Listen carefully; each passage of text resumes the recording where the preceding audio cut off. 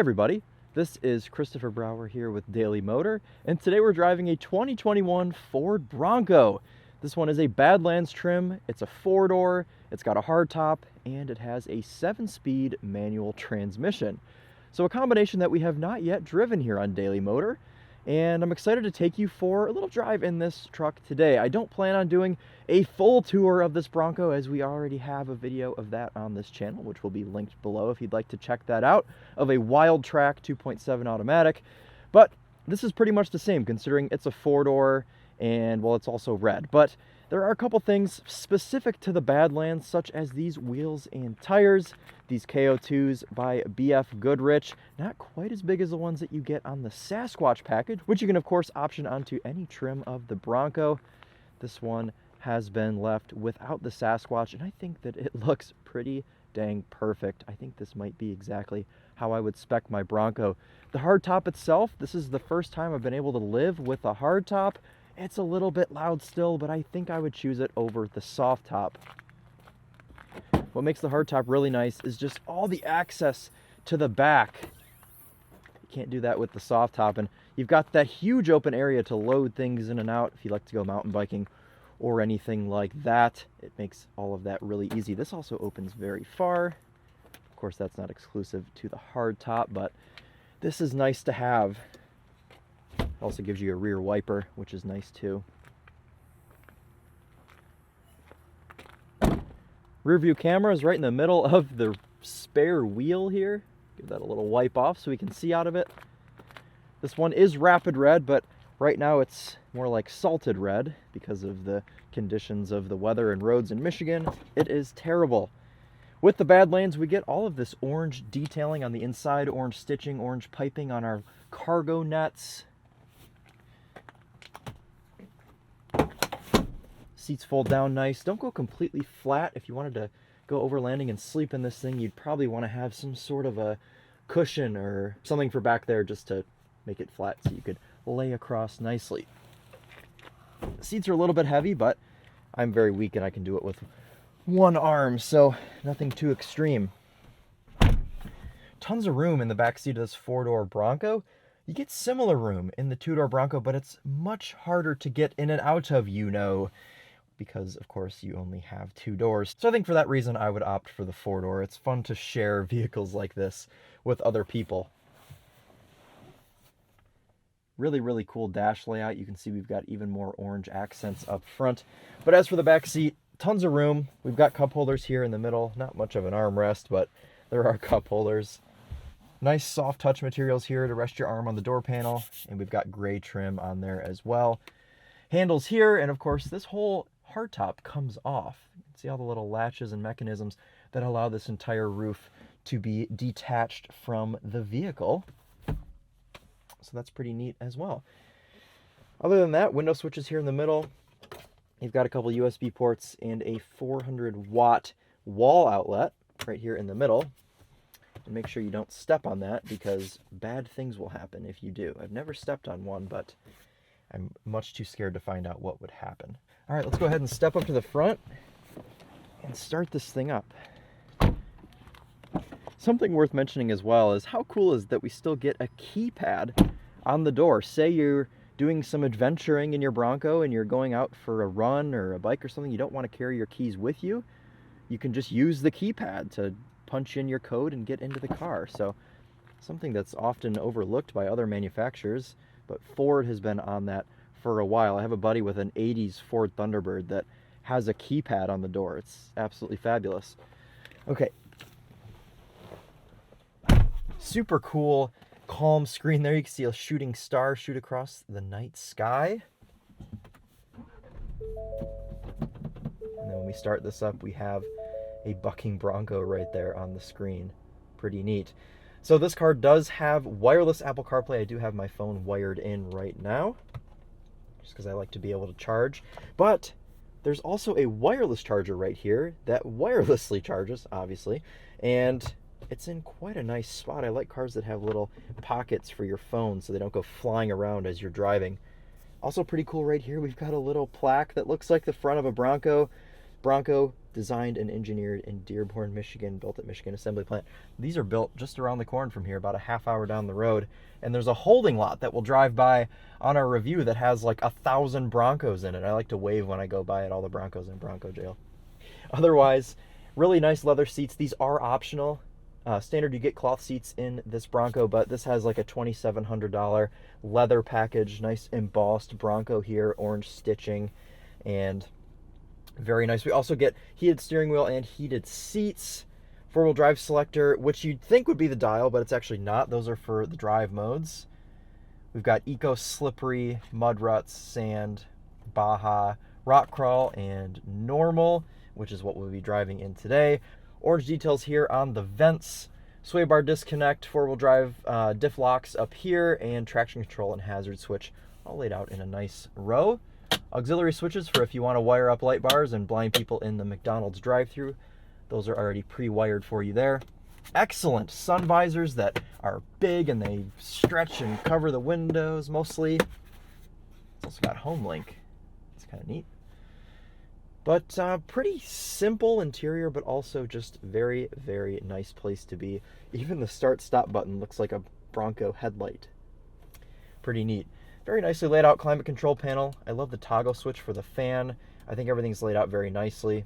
All right, well, with all that out of the way, why don't we take this Bronco Badlands manual out on the Daily Motor test route and see what it's like to drive. Parking brake is a little button down here by your left knee. Typical reverse lockout like any Ford vehicle, and we have a 360 camera as well as a swiveling backup camera. Nice HD view there. It looks really nice. And they call this a 7-speed manual because it has a crawler gear, so we're also locked out of that, and you have to essentially act like you're going into reverse. Instead of pushing up, you just push down, and you're in crawler gear. I'm not even on the gas right now. It can be revved at 2,000 RPM, going 6 miles per hour. Fantastic for traffic. I tested that out on the way over here, and sitting in traffic, it is absolutely fantastic. You don't have to use the clutches normally as you would in just a normal manual car without a crawler gear. So I do like the crawler gear, even outside of off-roading. But if you disregard the crawler gear, this is still just a normal 6-speed manual, and the manual is fantastic. I don't want to get ahead of myself here, but I always said that if I spec'd out a Bronco, I'd have the 2.7 EcoBoost V6 with, of course, the 10-speed automatic. But I think I'm changing my mind now because this is the first time I've actually spent a couple of days in a manual Bronco. In fact, I just drove this for the first time 2 days ago and instantly fell in love. I'm so impressed with how well they've tuned this manual transmission, and I just wouldn't have it any other way now. I just cannot believe how nice it is and how much of a pleasure it is to drive. So your only engine option with the 7-speed manual is a 2.3-liter turbocharged EcoBoost 4-cylinder engine.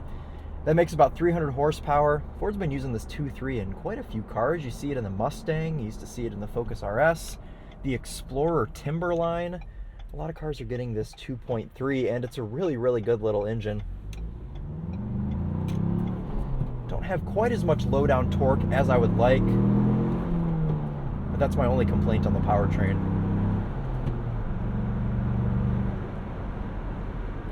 Really, really good amount of power. You'd think with this 2.3 it would be really feeble and anemic, but it is definitely not.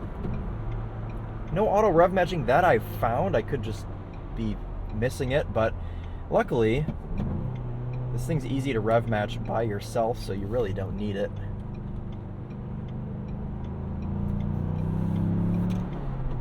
Very good traditional SUV feel around corners. Tons of body roll, but that's okay.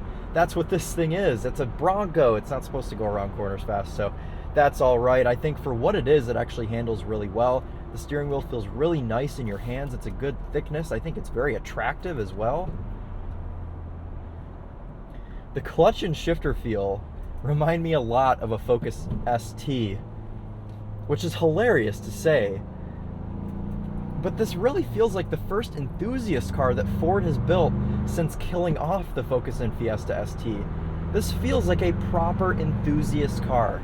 You get in the normal 2.7 automatic Bronco, and it's great. You know, it's almost as good as this, but this is really what suits the enthusiast.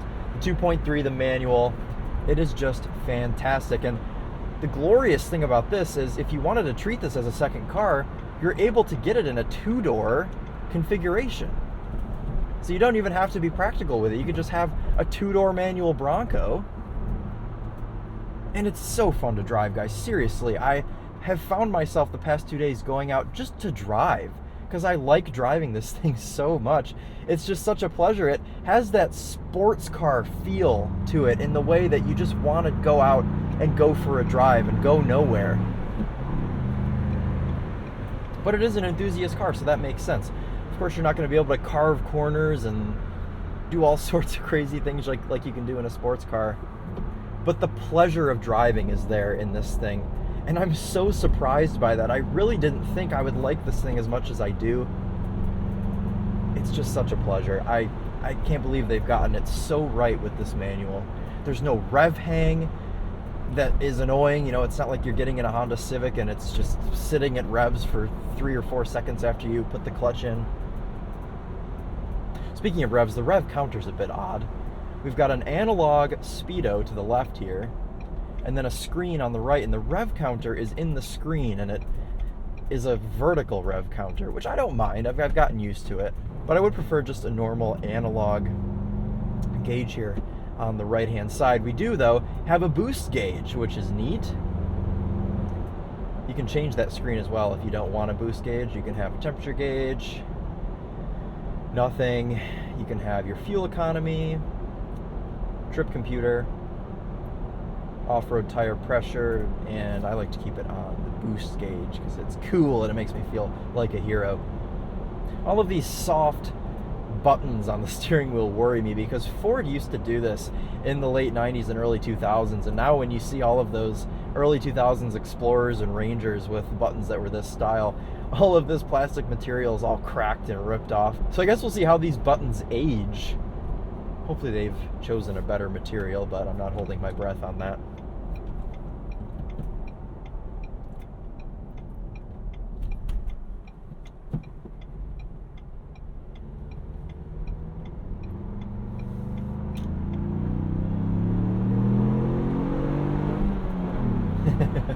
Super long gears in this thing too. You can hit like 90 miles per hour in third gear. It's hysterical. All right, merging now onto the highway. Not going to do anything crazy on this entrance ramp, especially because we just had no traction through second gear there, so that's not very comforting going around a corner such as this. But I'll show you how long third gear is in just a second.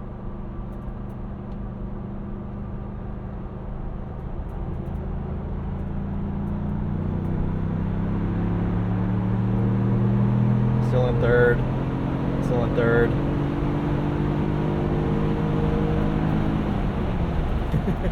88 miles per hour in third gear. Which is funny because I'm pretty sure this tops out at about 100 or 110. As far as driver aids, we do have lane keep assist, which is nice. It's not a steering assist like you get in an F-150, but it will nudge you if you go out of a lane. It does not like that. Radar guided cruise control as well, with a little Bronco as our indicator here. So don't think that this is just some bare bones stripped out driver's car, which it is still a driver's car in my opinion, but we do still have plenty of driver aids, so you could technically daily this. Well, you could daily it, because why could you not? It's just a matter of, would you want to? I don't know if you noticed or if it comes out super well on the headphones, but this thing is super loud on the highway, and I thought maybe the hardtop would help solve this problem, but it is pretty much just as loud as the soft top Bronco we were driving last year. And I think that's all right. I don't think that this car has to be super refined, and especially considering the fact that this whole roof comes off. It's not going to be whisper quiet in here. There's no way that anyone would have ever imagined that it would be. But what I'm saying is, would you actually want to do that to yourself and daily drive this every day? Maybe if you didn't have a highway commute and you were just taking 45 mile an hour roads the whole way to work, Wouldn't see too big of a problem with that, but I think where this comes in and makes the most sense, especially in manual transmission form, is as a toy, as a weekend car, as a second vehicle. Personally, I don't think I'd want a daily one of these, though I would. I just wouldn't choose it first as a daily. But it would be up in the running as my choice for a fun weekend car. This thing is just a blast to drive. It's a blast to row through the gears, and you feel cool while you're driving it. And that's the purpose of this thing. 90% of people that buy these are not going to use them for extreme off-roading and everything that they're capable of. They're going to drive around town, flex, look cool, and this thing does such a good job at that. It's so muscular. I think they've nailed the styling. This Bronco's going to make lots of people very happy. All right, everyone, we're coming up on Bronco jail. This is a holding lot for Ford Broncos. It's got thousands of them in it. Look at them all. There's the new color, Eruption Green. That's probably what I would choose if I were to spec a Bronco. I mean, they just go on forever. Hello, Broncos. You'll be out soon, going to your forever home. Anyways. So how about price on this Badlands? Well, the Badlands starts around $45,000. In this configuration, it's about $55,000 because it's a four-door. It's got the leather luxury package and a couple other odd options here and there. And to be honest with you guys, I think that's a pretty fair price for this thing. I really wouldn't be arguing, because think about how expensive Jeep Wranglers are. We don't argue with Jeep on their prices. All right, let's do a little bit of a launch here.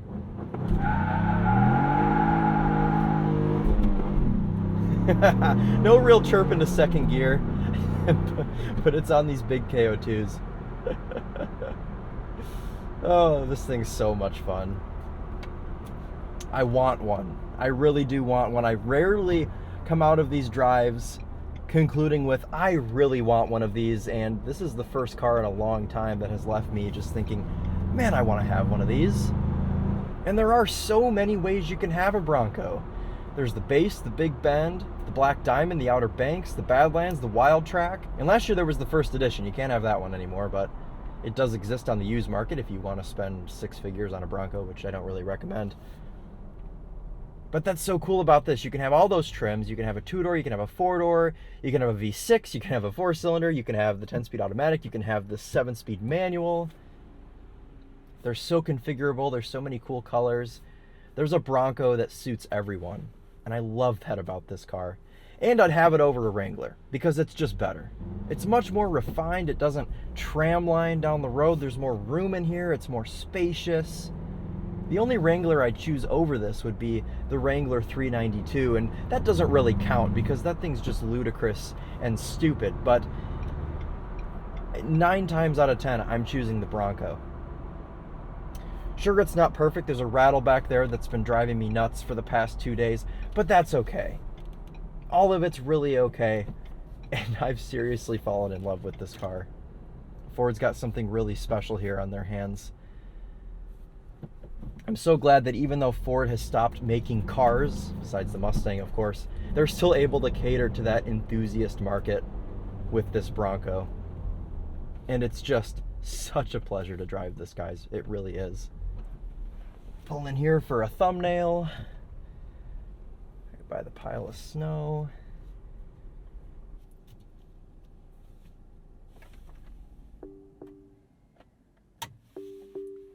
Ah, yes. Oh, there are none. Okay.